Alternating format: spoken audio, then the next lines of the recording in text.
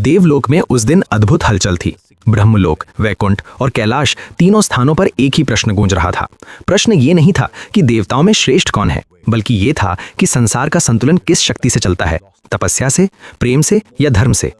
कथा उस समय की है जब देवताओं और ऋषियों के बीच ये चर्चा फैल गई कि मानव जीवन में सबसे बड़ा मार्गदर्शक कौन सा गुण है। कोई कहता तपस्या से ही मोक्ष संभव है, कोई प्रेम को सर्वोच्च मानता, तो कोई धर्म को ही सब कुछ मान बैठा।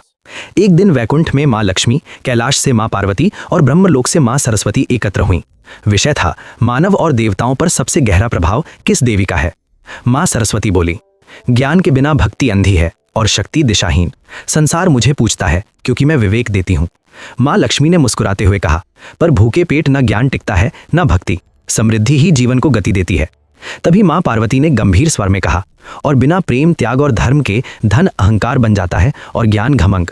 बहस तीव्र होती चली गई। तभी नारद मुनि वहां पहुंचे। उन्होंने मुस्कुराकर कहा, तीनों ही महान हैं, पर देवताओं और मनुष्यों में सबसे अधिक पूजी जाती हैं वे जिनसे संकट दूर होता है। ये सुनते ही तीनों देवियां सोच में पड़ गईं। हर एक को लगा कि कहीं उनका महत्व कम तो नहीं हो रहा। उसी क्षण भगवान विष्णु प्रकट हुए।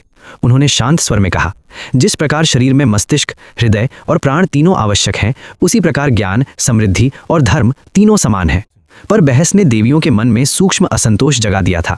उसी असंतुलन से एक लीला का जन्म हुआ। भगवान विष्णु ने तीनों देवियों को पृथ्वी पर जाकर अपने अपने गुणों को मानव जीवन में स्थापित करने का वर दिया।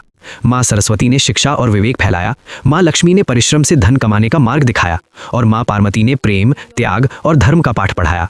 तभी देवताओं को समझ आया, श्रेष्ठ वो नहीं जो सबसे अधिक पूजा जाए, बल्कि वो है जो संतुलन बनाए रखे।